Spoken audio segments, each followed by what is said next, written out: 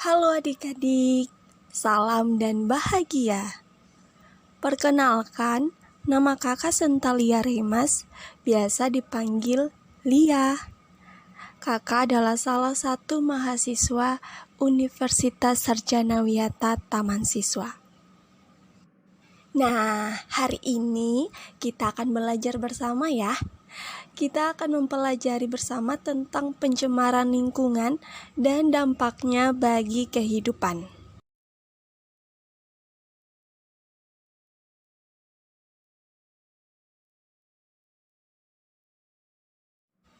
Melalui video animasi ini, siswa diharapkan dapat memahami pengertian pencemaran lingkungan, macam-macam pencemaran lingkungan, faktor penyebab pencemaran lingkungan, dampak pencemaran lingkungan, dan cara penanggulangan pencemaran lingkungan. Nah, apa saja yang akan kita bahas mengenai materi kali ini? Yang pertama, kita akan mengetahui terlebih dahulu tentang pengertian pencemaran. Selanjutnya, kita juga akan belajar tentang macam-macam pencemaran, penyebab pencemaran, dampak pencemaran, dan apa saja yang dapat kita lakukan untuk mencegah terjadinya pencemaran. Adik-adik, coba kalian amati kedua gambar ini. Ternyata kedua gambar ini sangat berbeda ya adik-adik. Ada yang tahu kenapa sampai kedua gambar ini terlihat berbeda? Ya, tepat sekali. Hal ini dipengaruhi oleh pencemaran lingkungan. Pencemaran lingkungan merupakan masuknya zat, energi, unsur, atau komponen lain ke dalam lingkungan yang menyebabkan ketidakseimbangan lingkungan. Ketidakseimbangan pada lingkungan ini dapat mempengaruhi kegiatan, kesehatan, serta keselamatan makhluk hidup. Lalu, apa saja penyebab terjadinya pencemaran? Pencemaran lingkungan dapat bersumber dari pencemaran alami dan kegiatan manusia. Pencemaran alami adalah pencemaran dari bahan yang berasal dari bencana alam, misalnya partikel gas atau debu yang berasal dari gunung meletus. Sedangkan pencemaran akibat kegiatan manusia, misalnya kegiatan industri yang menghasilkan limbah, transportasi, pertambangan, dan sebagainya. Selanjutnya, ada 3 macam pencemaran lingkungan yang sering terjadi di lingkungan kita. Yang pertama, pencemaran air, kedua, pencemaran udara, dan yang ketiga, pencemaran tanah. Ayo kita bahas terlebih dahulu mengenai pencemaran air. Dalam kehidupan sehari-hari, tentunya kita memerlukan yang namanya air bersih untuk berbagai kegiatan, seperti untuk minum, masak, mandi, dan lain-lain. Nah, tahukah kamu bahwa salah satu ciri air bersih adalah air yang tidak tercemar? Lalu, bagaimana air dapat dikatakan sebagai air yang tercemar? Air dapat dikatakan tercemar apabila air yang bersih tersebut berubah, baik warna airnya, bau, maupun rasa dari air tersebut. Pencemaran air yaitu masuknya makhluk hidup, zat, energi, atau komponen lain ke dalam air. Akibatnya, kualitas air turun sampai ke tingkat tertentu yang menyebabkan air tidak berfungsi lagi sesuai dengan peruntukannya. Pencemaran air merupakan kondisi air yang menyimpang dari sifat-sifat air dalam keadaan normal. Kualitas air menentukan kehidupan di perairan laut atau sungai. Faktor penyebab pencemaran air. Pencemaran air dapat terjadi pada sumber mata air, sungai, sumur, rawa-rawa, danau, serta laut.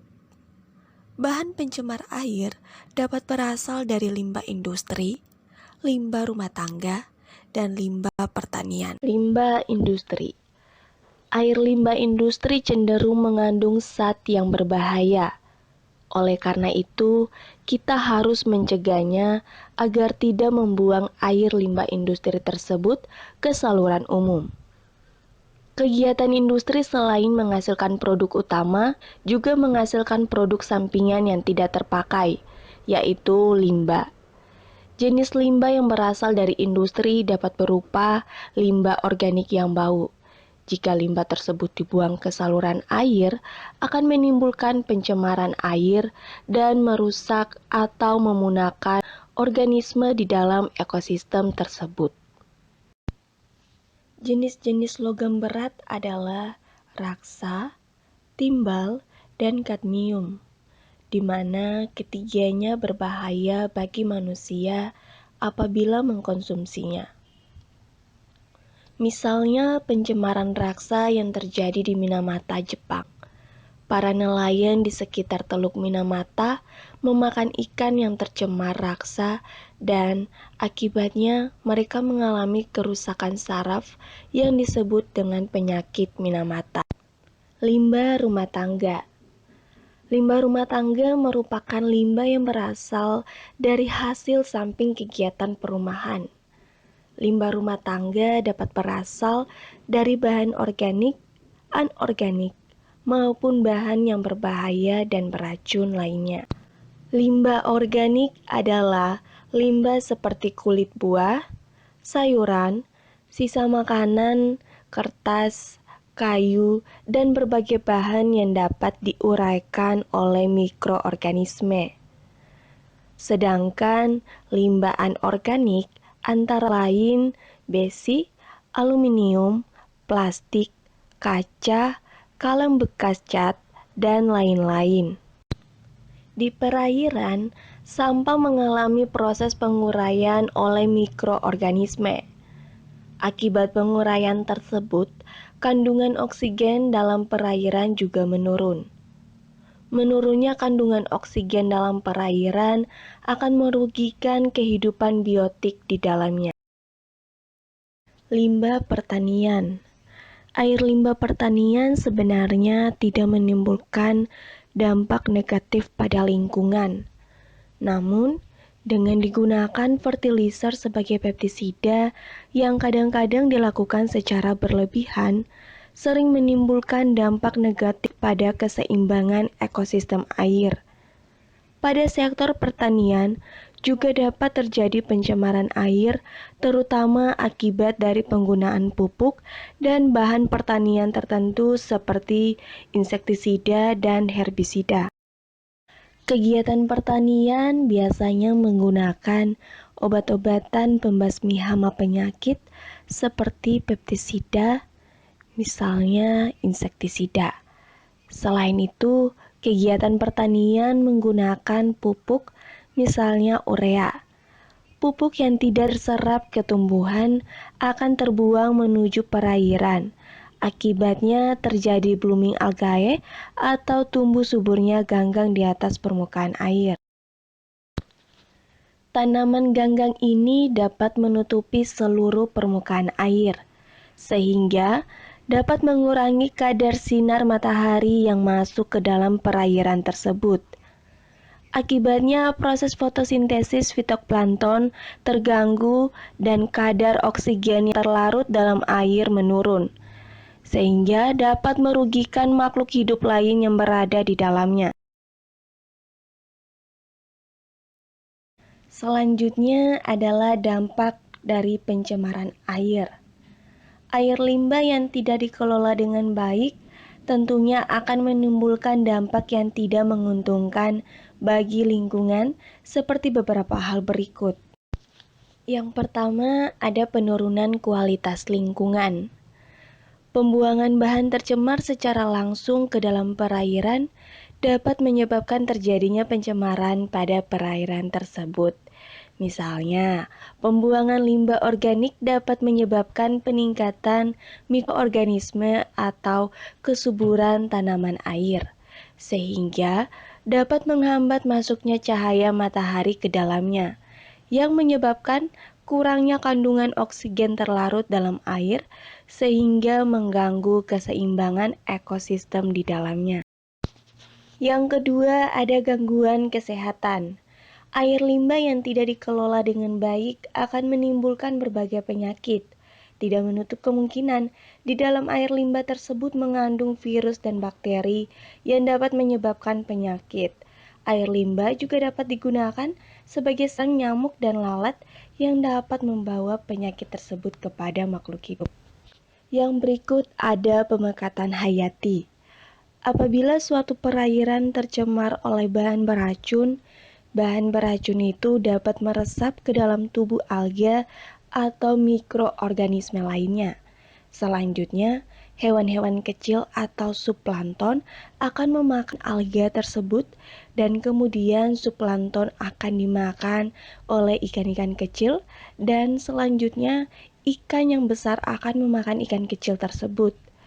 Apabila ikan-ikan besar tersebut ditangkap dan dimakan, maka bahan beracun tersebut akan masuk ke dalam tubuh manusia. Selanjutnya ialah mengganggu pemandangan. Kadang air limbah yang mengandung polutan yang tidak mengganggu kesehatan dan ekosistem kita, tetapi dapat mengganggu pemandangan kota. Meskipun air yang tercemar tidak menimbulkan bau, namun perubahan warna air dapat mengganggu mata kita.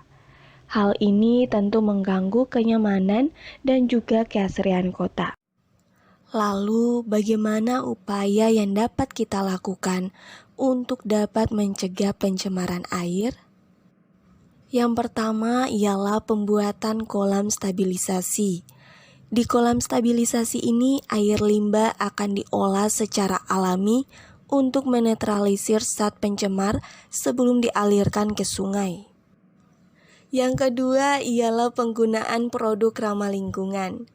Penggunaan produk ramah lingkungan maksudnya dengan menggunakan produk yang mudah larut yang tidak terus menjadi polutan.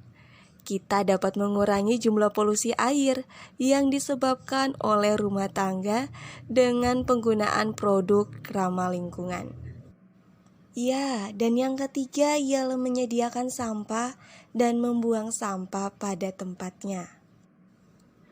Dengan menyediakan tempat sampah, membuat orang tidak ingin membuang sampah sembarangan. Selain menyediakan tempat sampah, melakukan pengelompokan pada sampah penting untuk kita lakukan. Dengan menyediakan tempat sampah sesuai dengan golongannya. Dengan begitu, proses pengolahan sampah akan lebih mudah untuk kita lakukan. Terima kasih sudah mengikuti pembelajaran hari ini. Sampai bertemu kembali di pembelajaran berikutnya. Dan tentu saja kita masih akan membahas materi pencemaran lingkungan. Tetap jaga kesehatan kalian. Salam dan bahagia.